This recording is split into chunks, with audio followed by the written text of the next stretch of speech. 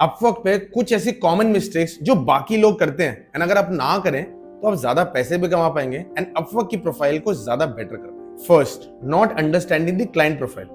ऐसी कोई भी जॉब जिस पे आप अप्लाई करने वाले हैं, या ऐसा बहुत बार ऐसा भी होता है कि क्लाइंट आपको खुद जॉब भेजता है एंड आपको उसकी प्रोफाइल को चेकआउट करना होता है, जॉब डिस्क्रिप्शन को देखना होता है। तो दोनों ही केसेस में आपको देखना है क्लाइंट की प्रोफाइल क्या है। अब क्लाइंट की प्रोफाइल में दो तीन चीजें होती है।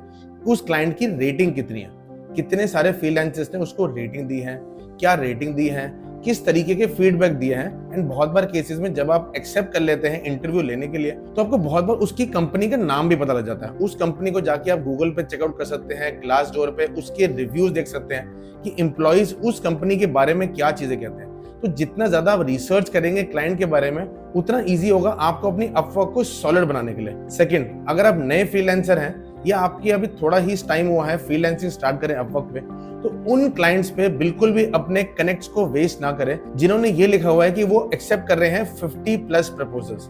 क्योंकि 50+ प्रपोजल का मतलब ये है कि वो सिर्फ भीड़ इकट्ठा करना चाहते हैं, डेटाबेस कलेक्ट करना चाहते हैं एंड उसके बाद जो उनका मन करेगा वो शॉर्टलिस्ट करेंगे।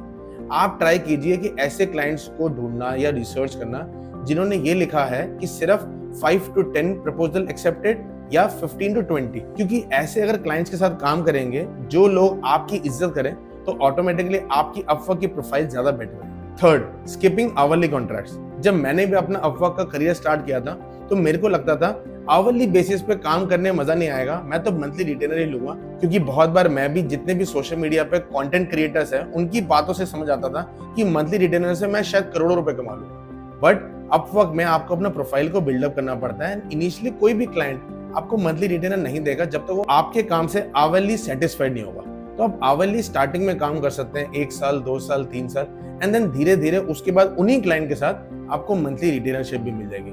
मैं आपको अपनी खुद की अपवर्क प्रोफाइल के लिंक आपको मैं डिस्क्रिप्शन में दे दूंगा, जाके आप चेकआउट कर सकते हैं कि खुद मैंने सिर्फ 1500 या 1600 घंटे ही काम किया है। बाकी मैंने सारे क्लाइंट्स के साथ मंथली रिटेनर पे रहा हूँ एंड मैं 70 से 80 हजार डॉलर मतलब अप्रोक्सीमेटली 70 से 80 लाख रुपए कमा चुका हूँ पिछले सिर्फ 1 या 1.5 साल में। Fourth, not taking the contracts because मेरे को लगता था कि उन कॉन्ट्रैक्ट्स की वैल्यू कम है।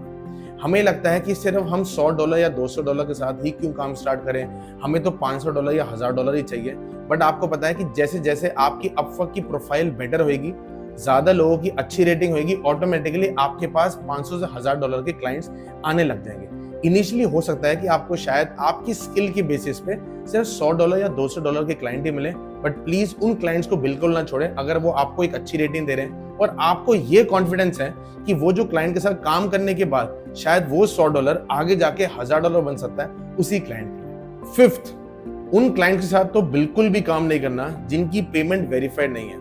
जब भी आप कोई भी जॉब डिस्क्रिप्शन पढ़ रहे हैं तो उसमें साफ साफ ये मेंशन होता है कि पेमेंट वेरीफाइड है या पेमेंट अनवेरीफाइड है। बहुत बार क्लाइंट नए होते हैं तो आपको लगता है कि चलो मैं इनके साथ काम करके देख लेता हूँ, पेमेंट की वेरीफाई बाद में कर लेंगे।